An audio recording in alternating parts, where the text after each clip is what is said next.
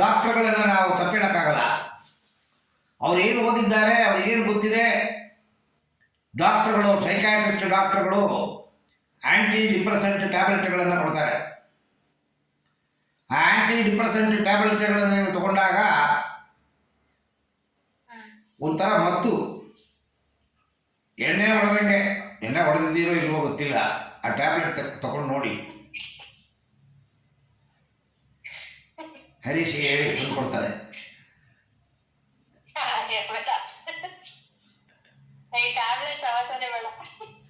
ಆ ಟ್ಯಾಬ್ಲೆಟು ನಿಮ್ಮನ್ನು ಯಾವಾಗಲೂ ಮಲಗಿಸಿಟ್ಟಿರುತ್ತೆ. ಚುರುಕುತನ, ಲವಲವಿಕೆ ಹೊಟ್ಟೋಗುತ್ತೆ. ಸೋಮಾರಿತನ, ಏನು ಕೆಲಸ ಮಾಡಲು ಆಸಕ್ತಿ ಇಲ್ಲ. ಸೈಡ್ ಎಫೆಕ್ಟ್ಗಳು ಜಾಸ್ತಿ. ಕಂಟಿನ್ಯೂಸ್ ಆಗಿ ತಗೋಬಾರ್ದು. ತುಂಬ ಸೀರಿಯಸ್ ಆದ ಪಕ್ಷದಲ್ಲಿ ಬೇರೆ ದಾರಿ ಇಲ್ಲ ಅಂತಂದರೆ ಆ್ಯಂಟಿ ಡಿಪ್ರೆಸೆಂಟ್ ಟ್ಯಾಬ್ಲೆಟ್ಗಳನ್ನು ಖಂಡಿತವಾಗ್ಲೂ ತಗೋಬೇಕಾಗುತ್ತೆ. ಈಗ ನೀವು ಪ್ರಥಮದಲ್ಲಿರೋದ್ರಿಂದ ಆ್ಯಂಟಿ ಡಿಪ್ರೆಸೆಂಟ್ ಟ್ಯಾಬ್ಲೆಟ್ಗಳು ಬೇಕಾಗಿಲ್ಲ.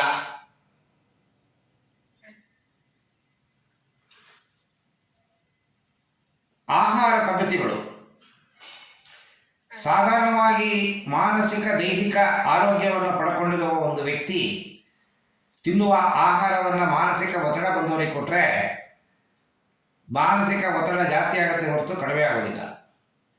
ಸೊ ಮಾನಸಿಕ ಒತ್ತಡ ಬಂದವರಿಗೆ ಏನು ಆಹಾರ ಕೊಡಬೇಕು ಅಂತಿದೆ, ಅವುಗಳನ್ನೇ ಸೇವನೆ ಮಾಡಬೇಕು. ನಿಮ್ಮ ಹುಟ್ಟಿನ ಮೂಲ ಶ್ವಾಸ. ಈ ಮೂಗಿನ ಹೊಳ್ಳೆಯಲ್ಲಿ ಹೋಗುವ ಗಾಳಿ ನಿಂತೋದ್ರೆ ಒಂದು ಹೂತಾಕ್ತಾರೆ, ಇಲ್ಲ ಸುಟ್ಟು ಬಿಡ್ತಾರೆ ನಮ್ಮನ್ನು. ಎಟ್ಟೆ ಸಾಹುಕಾರನ ಇದ್ದು, ಎಟ್ಟೆ ಕತ್ತಲ್ಲಿ ಚಿನ್ನ ಹಾಕ್ಕೊಂಡಿದ್ರು, ಬ್ಯಾಂಕಲ್ಲಿ ಎಟ್ಟೆ ದುಡ್ಡಿಟ್ಟುಕೊಂಡಿದ್ರು, ಸತ್ತೋದ ಮೇಲೆ ಉಪಯೋಗವಿಲ್ಲ. ಅಂದರೆ ಉಸಿರಾಟ ನಿಂತೋದರೆ ಈ ದೇಹಕ್ಕೆ ಬೆಲೆ ಇಲ್ಲ. ಉಸಿರಾಟವೇ ಮೂಲ. ಕಣ್ಣು ಕಾಣುತ್ತೆ, ಉಸಿರಾಟ. ಬಾಯಲ್ಲಿ ನಾಲಿಗೆಯಲ್ಲಿ ರುಚಿ, ಉಸಿರಾಟ. ಕಿವಿ ಕೇಳ್ತಾ ಇದೆ, ಉಸಿರಾಟ. ಹೊಟ್ಟೆಯಲ್ಲಿ ಜೀರ್ಣಕ್ರಿಯೆ ನಡೀತಿದೆ, ಉಸಿರಾಟ. ದೇಹದಲ್ಲಿ ಆಗುವ ಪ್ರತಿಯೊಂದು ಚಲನೆಗಳಿಗೂ ಮೂಲವೇ ಉಸಿರಾಟ. ನಿಮ್ಮ ತಲೆಯಲ್ಲಿ ಬರುವ ಆಲೋಚನೆಗಳು, ಅದರ ಮೂಲ ಕೂಡ ಉಸಿರಾಟ. ಉಸಿರಾಟದ ನಿಯಂತ್ರಣವನ್ನು ಯಾವಾಗ ನಾವು ಮಾಡ್ತೀವಿ, ಆಟೋಮೆಟಿಕ್ ಆಗಿ ನಿಮ್ಮ ಮನಸ್ಸು ಹತೋಟಿಗೆ ಬರುತ್ತೆ. ಈಗ ನಿಮಗೆ ಹತೋಟಿ ಇಲ್ಲ, ನಿಮಗೆ ಚೆನ್ನಾಗಿ ಗೊತ್ತಾಗುತ್ತೆ. ಗಾಡಿ ಬಿಡ್ತಿದ್ದಾರೆ, ಇವರು ಚೆನ್ನಾಗಿ ಗಾಡಿ ಬಿಡ್ತಾರೆ, ಯಾವ ಗಾಡಿಗೆ ತಗೊಳ್ಳೋ, ಎಟ್ಟಾಲ ಗುದ್ದಾಲ ಸೀದಾ ಕರ್ಕೊಂಬಂದು ಮನೇಲಿ ಬಿಡ್ತಾರೆ ನಿಮಗೆ ಅಂತ ಗೊತ್ತಿದ್ದರೂ ಕೂಡ ನಿಮ್ಮ ಮಾತನ್ನು ಕೇಳಲ್ಲ ಮನಸ್ಸು. ನೀವು ಹೇಳ್ತೀರಾ ನಮ್ಮತ್ತು ತಲುಪ್ತೀನಿ ಅಂತ, ಆದರೆ ನಿಮ್ಮ ಒಳ ಮನಸ್ಸು ಭಯ, ದಡ ದಡ ದಡ ದಡ ತೊಡ ಹಿಡಿಯುತ್ತೆ. ಅವ್ರ ಜೊತೆ ಗಾಡಿ ಹೋಗಬೇಕು ಅಂದ್ರೆ ಭಯ. ಇದಕ್ಕೆ ಮೂಲ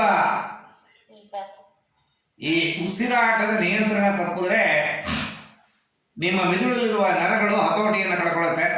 ಮನಸ್ಸು ಕೆಲಸ ಮಾಡೋದು ಮೆದುಳಲ್ಲಿ. ಸೊ ಉಸಿರಾಟದ ನಿಯಂತ್ರಣ ವಿದ್ಯೆಗಳನ್ನು ಅಭ್ಯಾಸ ಮಾಡಿದಾಗ ನಿಮ್ಮ ಮನಸ್ಸು ಸಮತೋಲನಕ್ಕೆ ಬರುತ್ತೆ.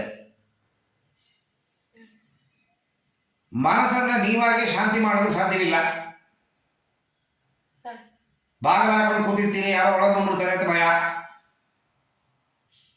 ಹೊರಗೋಗಕ್ಕೂ ಭಯ, ಮನೆ ಒಳಗಿರೋಕ್ಕೂ ಭಯ. ಈ ನಕಾರಾತ್ಮಕ ವಿಚಾರಗಳು ನಿಮಗೆ ಸಕಾರಾತ್ಮಕವಾಗಿ ಕನ್ವರ್ಟ್ ಆಗಬೇಕು ಅಂತಂದರೆ ಮನಸ್ಸು ಶಾಂತಿ ಆಗಬೇಕು. ಈ ಮಾನಸಿಕ ಒತ್ತಡ ಬಂದವರಿಗೆ ಶಾಂತಿ ಮಾಡಲು ಸಾಧ್ಯವಿಲ್ಲ. ಅದು ಶಾಂತಿ ಮಾಡೋದು ಹೇಗೆ ಅಂತನೋ ವಿಚಾರಗಳು. ಹೀಗೆ ಹಲವಾರು ವಿಚಾರಗಳನ್ನು ನೀವು ಕಲಿತಾಗ, ಅಭ್ಯಾಸ ಮಾಡಿದಾಗ ನೀವು ಸಾಧಾರಣ ಸ್ಥಿತಿಯಲ್ಲಿ ಹೇಗಿದ್ದೀರಿ ಆ ಸ್ಥಿತಿಗೆ ನೀವು ವಾಪಸ್ ಬರಲು ಸಾಧ್ಯ.